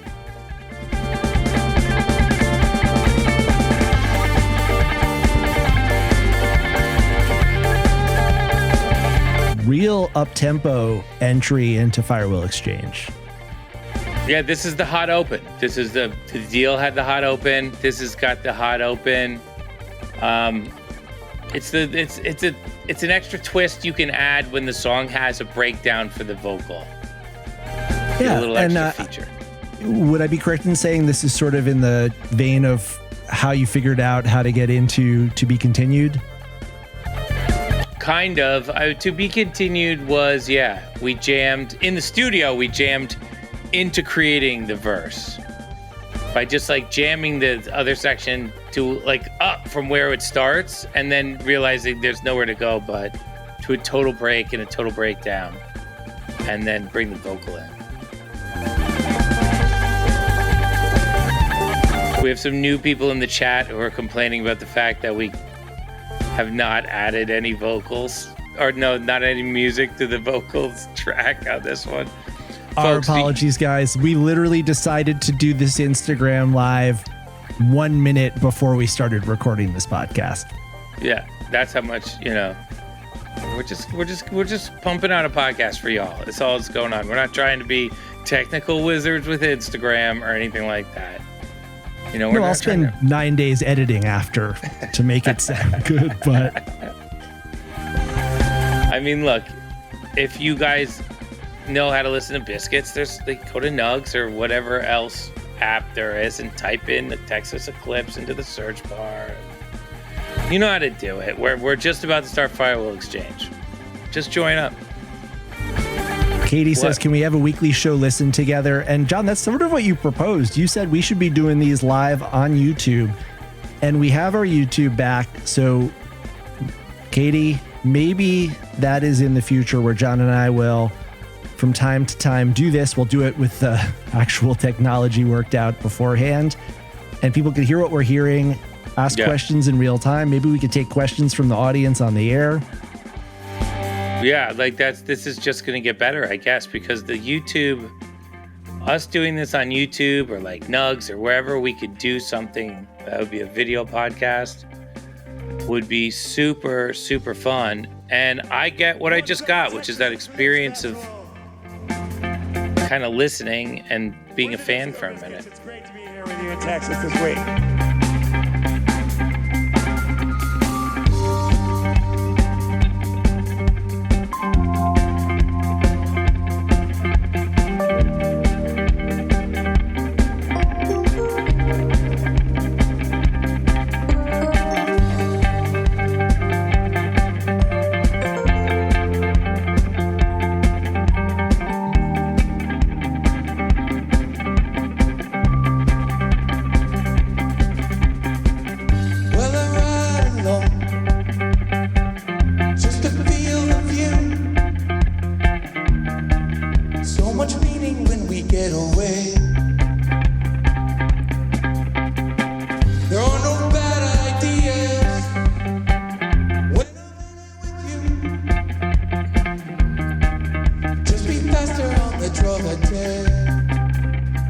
So, John, you've alluded to the new album, and you're not talking about the new album that you just released 6 weeks ago. Yeah. I mean, the world moves fast now, you know? Like, we're like the Beatles. We're going to put out fucking 2 albums a year for the next 5 years, and then we're going to go crazy. What approach are you employing to this album? Because you had a very distinct approach that you had worked out for Revolution in Motion. Is that approach carrying over, or are you doing things differently now? Well, we're much better at the approach of getting in the studio and just like getting shit started and going. It's a little different now because there used to be a whole part of the process that nobody saw, which was like me making beats in advance of anyone coming into the room, like freeze beats and space taxi stuff and stuff like that. So a lot of times we'll just work from jams now because it's just as hot, if not hotter. And and we can go very quickly, and then we'll just do it like on the fly and then like as fast as possible. And everybody kind of like, you know, it's just very organized in a just like, we're not like sending out memos and emails and stuff, but everybody knows how to show up. Everybody knows what they can do to make the sessions amazing, and everybody kind of shows up with that. And so we can work very quickly when that happens, and that's basically what's going on. And this song is fire. Like these songs are the ones we wrote this weekend are sick. So we're just keeping on rolling. Like we're just on one now, and we're gonna keep rolling. Do what you gotta do. Mistakes are what we can replace. The songs that incorporate past jams, where you're using the multi-tracks like Firewall Exchange, Dino Baby, Doorbell, are we going to hear those stage recordings in the album version? Are you going to replay as a full band in the studio the current reinterpretation of those jams? How are you going to work with the old and the new? It's a good question. It's a good question. A lot of times I will make the guitar line out of stuff that I played. You know, I will make, you know, everything on Firewall Exchange is the jam. I cut it and started it again where the second verse is. So it's like literally like the jam, and then I cut it and started the jam again and then let it go. And that was the jam. It just worked out that way. We just sang around the jam part. I don't know if that's going to be the album. I think we're going to recut everything, but we could put that out. I think it has a sound. It's cool. You know, we'll probably recut and see what happens. It's a good question, though. I asked myself that myself.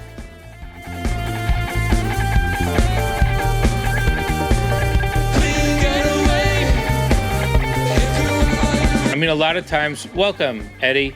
A lot of times, the song changes drastically when you put it on stage. The Deal, perfect example. The Deal was a very groovy, cool, great demo. When we put it on stage, it got the reggae, it got the vibey, the different chords that Aaron was playing that changed it all up. We had to go back into the demo and remake it just to somehow keep pace with what the live version was doing. And then we actually had to bring Cloudchord in and play him a bunch of deals and say, please fix this. We got to go play shows. And Cloudchord had to like put on his like scholastic disco biscuit hat with Joey, and the two of them like figured out how to turn Studio Deal into the live, like with all the greatness of the live deal without trashing Studio Deal. We had to have Alan go in and replay all the beats, and I had to go in and cut guitar stuff everywhere. So it was a whole process where, you know, and that's just because sometimes the band plays the song and it just goes somewhere else entirely. Kind of like Piling It Higher. You know, like that's not even at the same tempo as Piling It High. Like the band just took it somewhere else and never brought it back.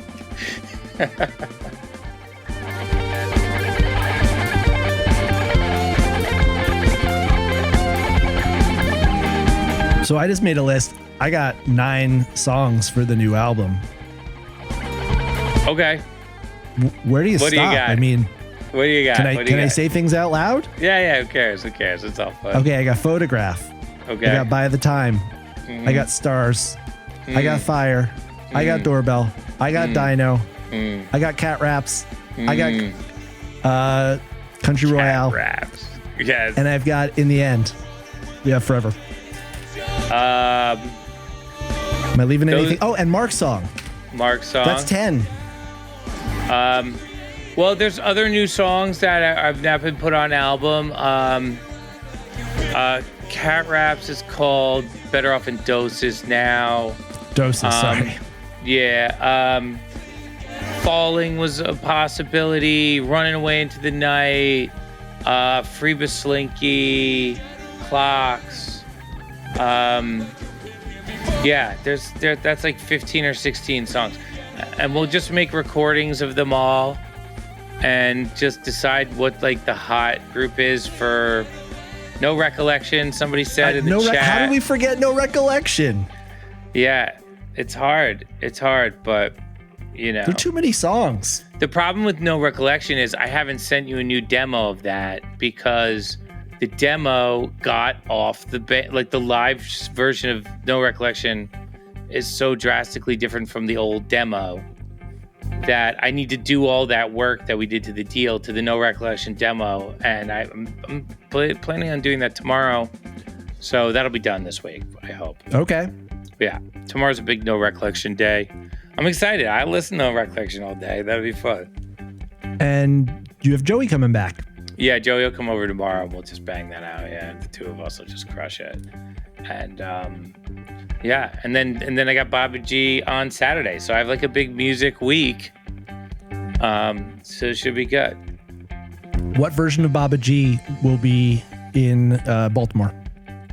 I'm gonna do a lot more DJing in Baltimore than I did last time.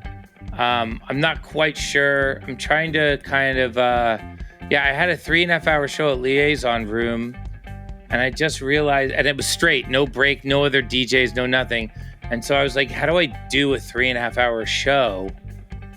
That's crazy. I don't even have like, because Baba G only does the new stuff. Like I can't do I-Man with Baba G. I don't even have it set for that. I could figure it out, but I'm just not prioritizing that.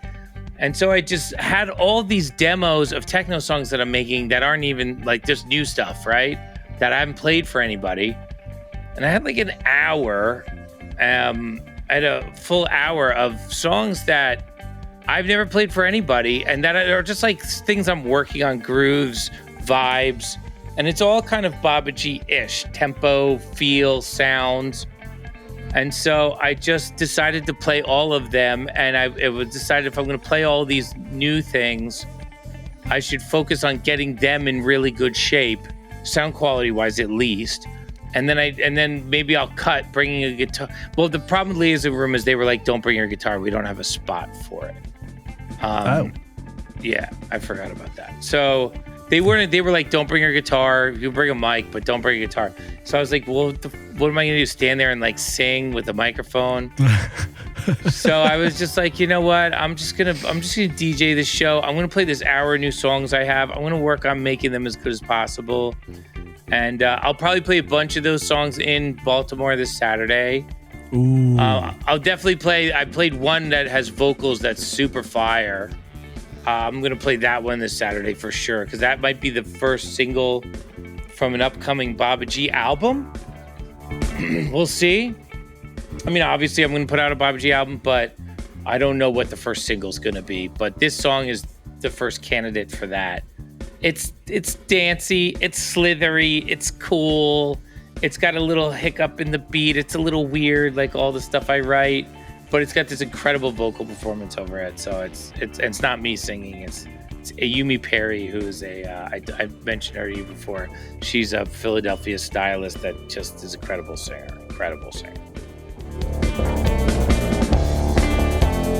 Okay, we're getting the boom.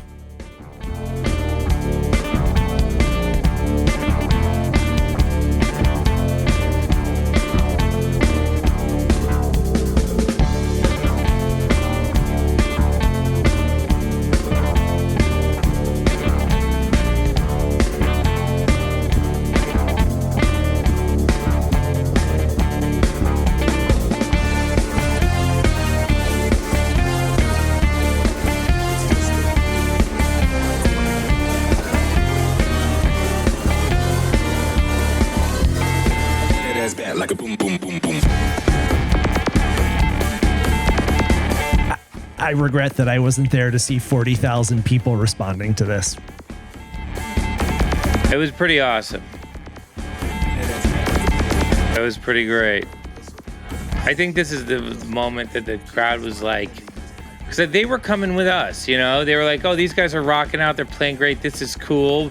But at this moment, they were like, oh, now they're playing our stuff too. This is, you know. But this is like our thing now. I don't know anybody else who covers this song. Like, I don't know who's playing this song. But we've been crushing this song for a minute.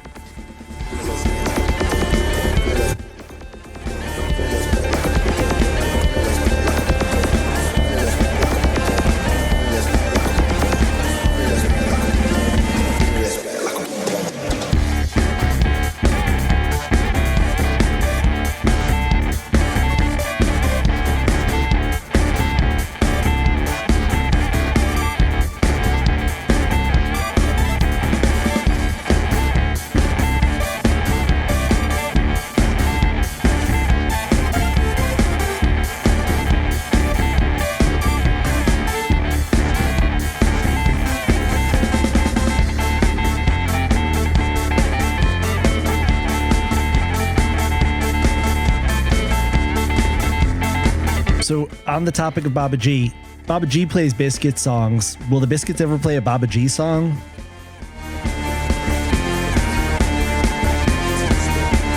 I don't know. Why not? I don't know. I don't see why not. It's very similar flow.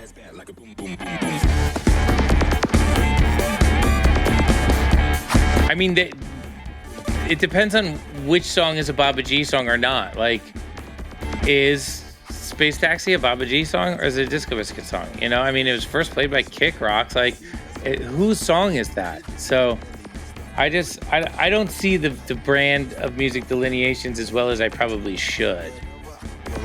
But I just think of Baba G as like anything that I'm making for Biscuits that like is fair game. Anything, and I have even think, and the Biscuits like can play whatever song they want to play from anything that I write. So I don't care if they want to play a song, they can play a song. It's up to them.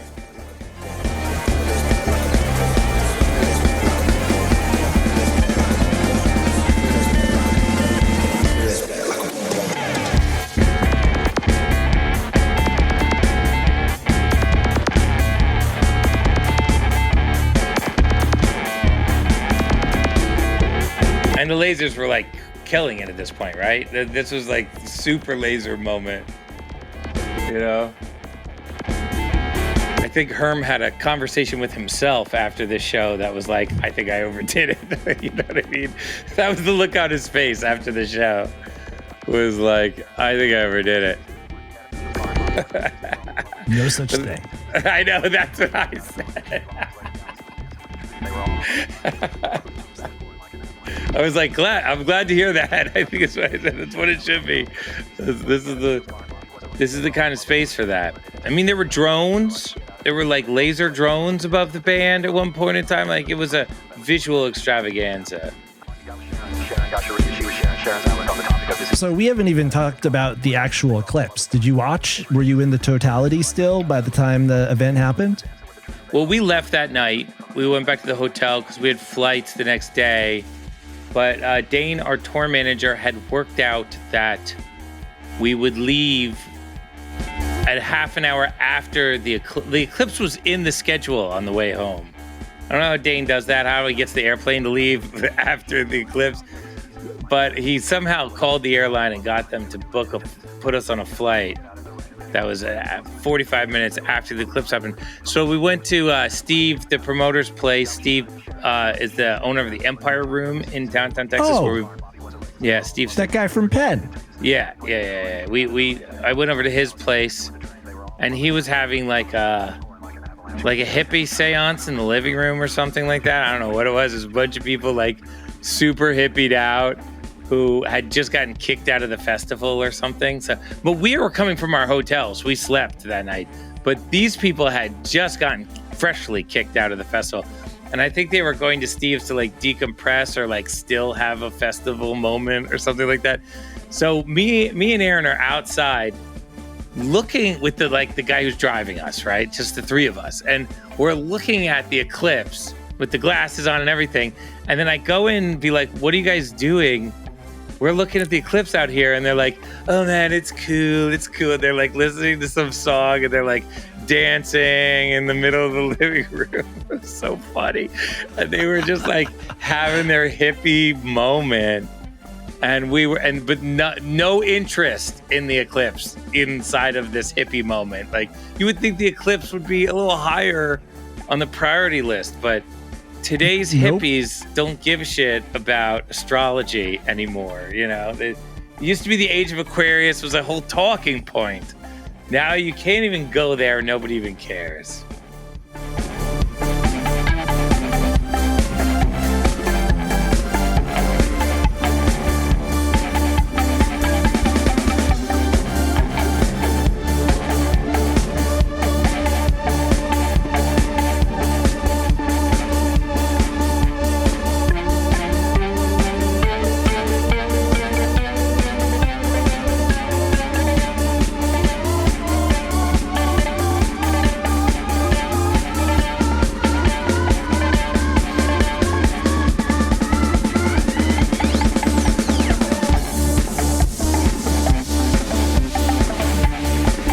People in the chat are like, I still love astrology. What are you talking about?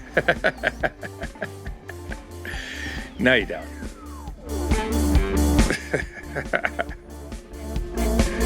I mean, look, astrology is cool. I hear it come up every once in a while still. I mean, we're all Aries. That's really all I know. We're Everyone boring is an astrology crew. It used to be like how you broke the ice with everyone you met, you know, in the 60s or whatever. But well, that's how you date in Los Angeles. You have to have that conversation. Oh, still? Every single time. Yeah. It's still, yeah. Yeah. Maybe that's why the sex is better in Los Angeles. I don't know if it is. I'm just kidding. Just kidding.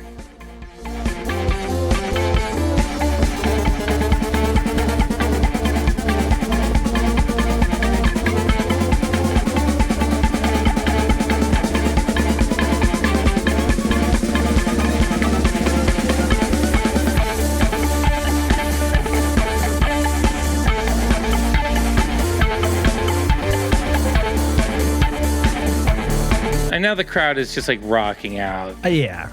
They've never heard anything like this before. We're doing like weird build-ups. Like Aaron just let a whole like wind noise note build up out of nowhere.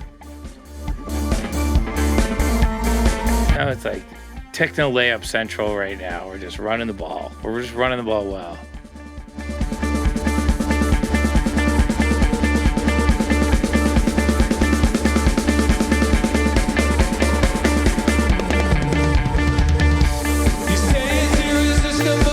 Oh.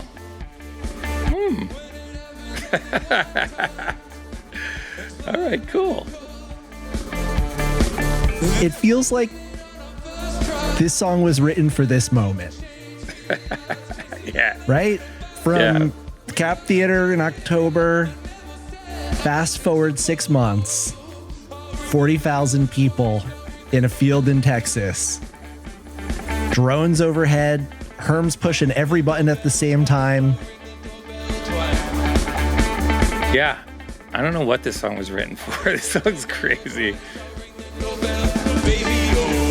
This song was made in a blur. I just remember at one point, Aaron and Joey both were like working on shit and they both looked at me and they were like, that's dope, whatever that was. And like, I don't even remember doing anything consciously. I was just messing around. The whole song kind of like happened like that. But I think this is a strong candidate for best song on the new album. You know, strong candidate.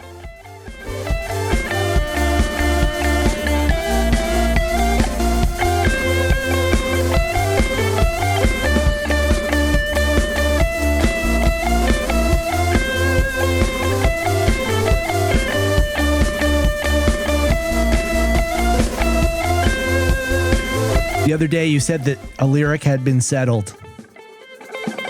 The chorus. Of this song? Yes. Baby O. Oh, definitely Baby O. But it was Maybe O, but then the crowd clearly made it Baby O. I'd like to hand this one to the crowd. It was a crowd victory. I did not see a single tweet hashtag Maybe O. I saw so many hashtag just randomly on the timeline. I'd be like looking through and be like, oh, they invented a robot that eats garbage. And then it was like Baby O. And then it was something else. I was like, okay, fans have spoken there. I mean, what are you going to do? You can't go back to Maybe O at that point. Yeah. Well, there you go. You guys did it. There you go, folks. Good job. Baby O. It's easy for me because I was saying Baby O without even realizing it. You were being kind of inconsistent. You were switching it up. Yeah, I don't know why that is. Maybe it's, I mean, baby has to be the most commonly used word in all of songwriting. Can we ask ChatGPT that or something? I don't know. But yeah, it's got to be the easiest to sing word in the English language at least.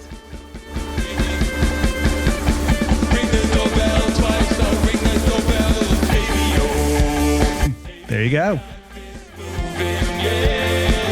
So like when I'm on stage at Texas Eclipse and I'm like not able to consciously think about what I'm saying, Baby O is what's said. So that's why it's it. Yeah.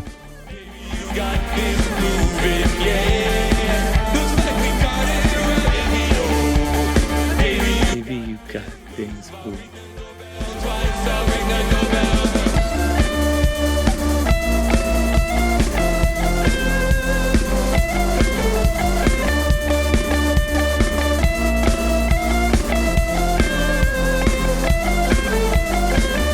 So, of course, the theme of today's episode is festival season. We already gave the rundown. I'll give it again, John, because I want to hear your thoughts on some of these upcoming festivals. Let's talk about them. Soulshine. Soulshine's the easiest one on the list to do. It's going to be fantastic. It's in the middle of the country, so it's a 2-hour flight for everybody. And it's going to be a sick Illinois festival. I think the property is like very beautiful and the crowd is gonna be great. So that's the easy one to do if you want to do the easiest one. And is that the one that you guys have the like 2:30 to 4 a.m. sets? Potentially. We have one set. Yeah, maybe 2. I'm not sure. That's a good question. Okay. Then you've got a month off and back to what has to be one of your favorites, as well as everyone in the community's Electric Forest. Yeah, I mean, thank these guys for letting us come back to what is the premier EDM festival in the country by far, I think. It's just incredible. The property, it's a parking lot EDM festival with all of that greatness. I mean, those are fantastic. But then it's moved into the woods in what is probably the coolest location in the entire country. And there have been a lot of difficulties with doing festivals on that property, and Electric Forest has figured it out, and they have maximized it. And so kudos to those guys. That is one of the best run, best festivals I've been a part of my entire career. It's sweet. So we're honored and pleased to go back there as often as we can. Next up after that, the big one, July 4th through 6th, Lafayette, New York, Wonderland Forest, Biscoland 2. Yeah, right? We're already on 2. We're on our way to 20 or whatever, but, we're already on our second one. The property is amazing. There's a tractor beam set. It's going to be the first outdoor tractor beam set ever. We have a lot of time to practice. We have a lot of new songs to play. Biscoland at this point is shaping up to be perhaps the best festival appearance, especially because we got 3 or 4 sets to make sure of the Biscuits' entire career. I mean, it's just lining up for that. There's just no question. So obviously you got Biscuits, 4 sets. You've got Tractor Beam in the wild. In addition, Lettuce, Nora and Pure, Ben Silver of Orchard Lounge, Break Science, DJ Minx, Jim Cotta, Kitchen Dwellers, Late Night Radio, La Special, Manic Focus, Out of the Beard Space, RAQ, Sasquatch, Space Bacon, Squeaky Feet, The Breakfast, and more artists to be announced. Anyone you are excited about seeing at Biscoland? I mean, I want to see Kitchen Dwellers. I want to see DJ Minx. I want to see Nora and Pure. I want to see Lettuce. I want to see La Special. There's a lot of those bands I want to see. Basically everybody. I never get to watch them all because I have to rehearse my sets. But I'm gonna try and at least see a couple of those sets whenever I have a chance. I mean, these Bisco festivals are, they pick up steam after a couple of years. The first one we did last October, the property was beautiful. It was a little bit too far in the winter, and it was first time ever, and people were a little apprehensive. But this is July, folks. This is the perfect time to be in Syracuse, New York. If Syracuse, New York gets 3 days a year that are good, these are the 3. I mean, this is going to be the weekend. They've bumped us up to July 4th. And if these shows are as just crushing and awesome as we know that they're going to be, we may have like a really good setup for Biscoland going forth. We're very excited. I don't know. It's a great lineup, and it's pretty awesome. The sound system up there is great. The guys who own the property are very, very smart and dedicated to that property. It's like dedicated to the guy's father. It's like a whole thing. It means a lot to them. So everybody in the town, it means a lot to them. So hopefully we can mix well with them and do a great show. Great weekend. Are you going to camp, Max? What's your plan? Oh, yeah. I'm going to throw a tent down right in the middle of the fields. That's great. That's it. I'm not going to bring a sleeping bag. I'm not going to bring a change of clothes. Just a tent. You know what? I don't even need a tent. I need a machete and some bamboo. I know, and I'll take right? care of the rest. Yeah, aren't you fine in a tentless scenario? Aren't you trained for this? Oh, yeah, man. Biscoland produced some of the best jams of 2023. last year, and that was in October with everybody freezing their butts off in the rain. So Yeah, just imagine, no recollection. just imagine what the band is going to do in July on an absolutely gorgeous night. You got Tractor Beam. This is a big one. Biscoland 1 was a proof of concept. Now the concept has been proven, and now it's time for everybody to show up. The band will definitely be showing up. The crew will be showing up. All the support acts will be showing up. Everybody else has to show up now. We need everyone in the Biscuits Nation to descend upon Lafayette that weekend. It's true. If everybody shows up to Bisco Land, it gives us the ability to just do incredible things for the whole rest of the year as a band. Everybody's going to book us all over the country, and we're going to end up with a lot of shows. Also, we're on our way to the 30,000. We did a couple 35, 40,000 Camp Biscos, like the when we had Snoop Dogg and Skrillex, and some of those years we were 35 plus 40,000 people at that property, and we're going back to that. So these are the couple of years that are going to be where the headliners are just, there's only there's only, what'd you name, 9 bands. Like Camp Bisco got to 45 bands really quick. And then it becomes too big for a lot of people. So enjoy the little festival while it's here. These are good years. It's going to be a lot of fun. It's a real family weekend. And the Biscuits, the show's already stacked. I don't have to even think about the show. I could walk into July right now. We just did the work in the past 3 weeks. So I'm pretty psyched about it. It's good. I'm relaxed. It's going to be a really big show. Helix 42 says they haven't been to camp since Camp 7 with Snoop. So you saw the first of a bunch of huge camps and then a bunch of sold out water parks, and it got too big for some people, and they were always longing for that 4,000 or 5,000 person concert experience in the trees with tents. And we might have 2 or 3 years of that right now. So these are the Biscos you want to see. These are the ones you want to go to. These are the ones all your friends are at. Yeah. Enjoy it while it's still small before the band is back with the 30,000, 40,000 person attendance at the festival. Well, you're bringing it home here. Confrontation with the big reprise of the Total Eclipse of the Heart sample. Oh, right. Look at Magner tying it back in. I'm trying to play a great guitar solo, and he's like, nah, let's just listen to this song again. This will be better. Oh, man. It's amazing to have that come out here. And we're it's the Eclipse Festival, so it's very apropos. So later in July, you've got Secret Dreams. Right. Secret Dreams is interesting because it's like a huge mini festival. It's in Ohio.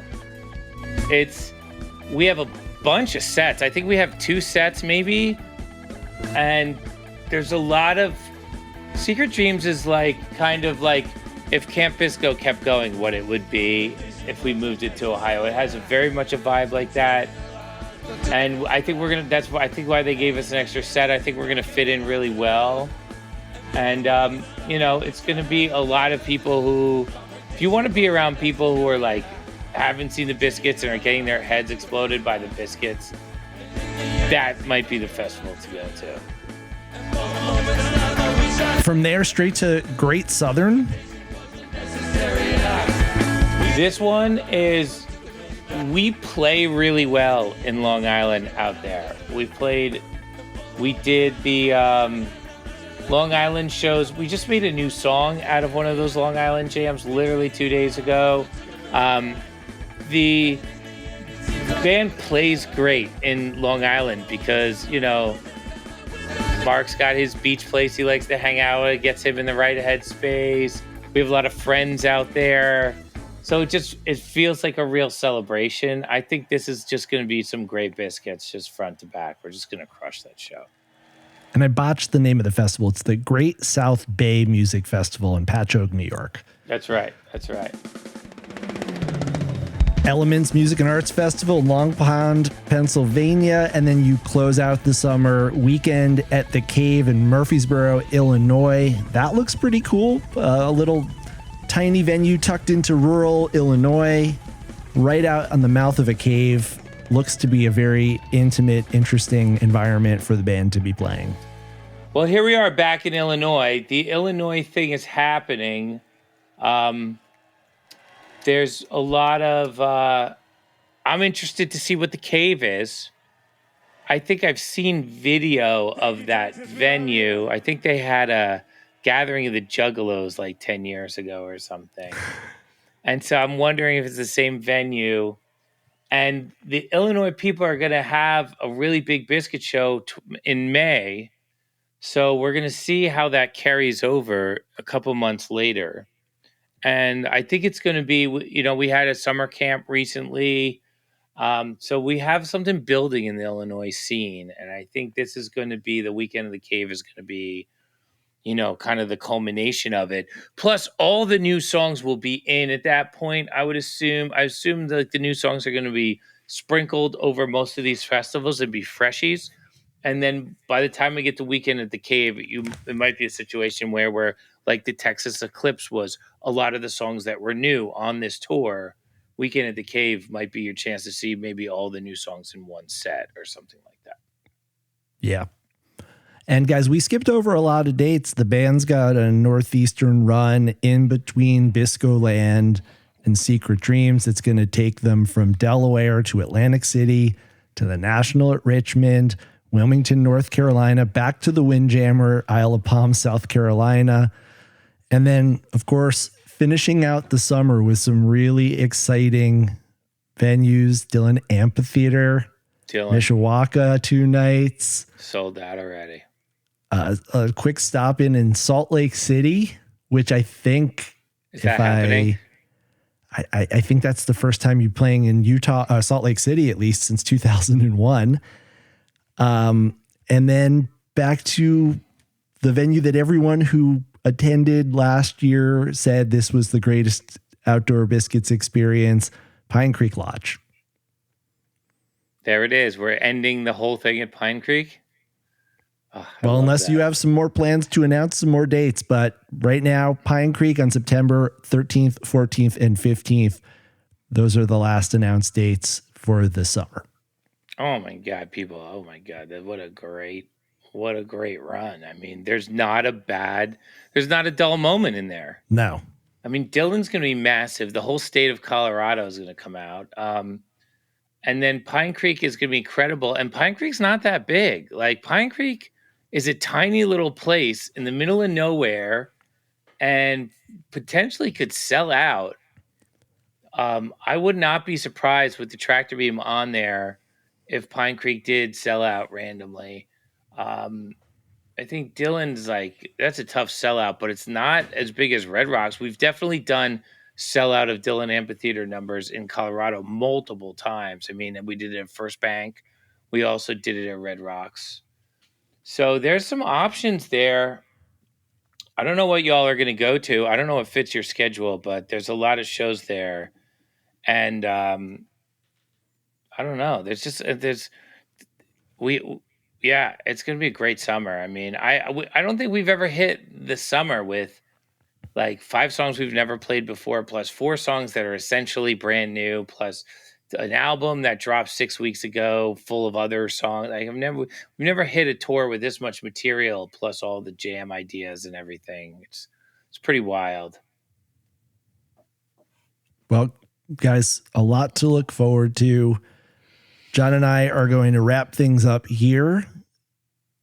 Thank you so much for everyone who joined us on Instagram Live. Stay tuned. We will try to work out the tech and maybe give this another run. There are so many great moments from the Why We Dance tour that John and I have talked about sitting down and listening back to. So many other interesting topics in the Biscuits universe to discuss. So keep tuning in to Touchdowns All Day. and we will keep you posted, keep you in the loop, and keep giving you the inside track on everything going on with the band. Yeah, love it. This was a huge success. I guess we could do this now, right? This is great. I guess we can do this. As long as you don't mind not being able to hear the music, we can do this. I mean, that's kind of the fun part is people have to go figure out how to listen to the music. That's kind of fun.